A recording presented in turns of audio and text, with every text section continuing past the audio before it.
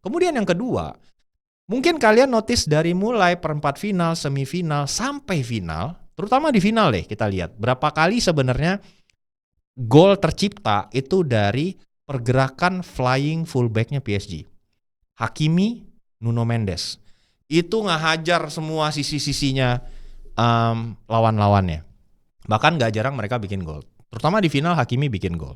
Dan itu membuat akhirnya dirubah formasinya 3-5-2. Gak hanya ketika wingbacknya akhirnya bisa nahan, ya, wingbacknya baik Jet Spence maupun Pedro Porro itu bisa pin mereka lebih ke belakang, nggak terlalu menciptakan ruang berbahaya karena mereka juga harus bersiap kena counter gitu.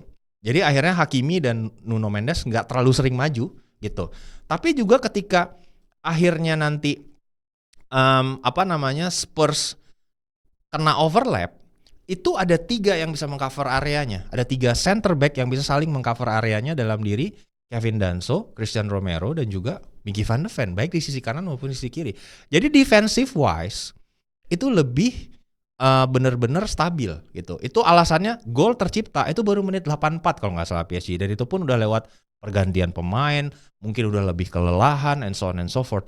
Jadi seenggaknya sampai menit 84 kita bisa melihat perubahan wajah Tottenham Hotspur dan glimpse of bagaimana Spurs akan bermain under Thomas Frank. Yang menarik buat gua nggak hanya merubah formasi, naruh 3 gelandang bertahan, tapi juga pemilihan striker. Kalau kita tahu eranya Postecoglou, yang main pasti Solanke, nggak mungkin pasti Solanke target man. Nah, dia udah tahu nih Thomas Frank akan memasuki laga ini, mayoritas dari pertandingan ini dia nggak akan pegang bola. Tottenham Hotspur nggak akan pegang bola. Lu udah tahu PSG main kayak gimana.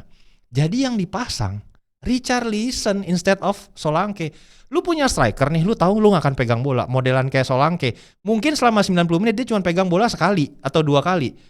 Lebih baik memasang Richarlison yang secara defensif lu tahu dia bisa main kotor dan dia bisa memberikan defensif support ya, seenggaknya terhadap pertahanan dan lini tengahnya Tottenham Hotspur. Dan berkali-kali kita lihat seperti apa dia ngepres back PSG dan akhirnya berubah menjadi counter.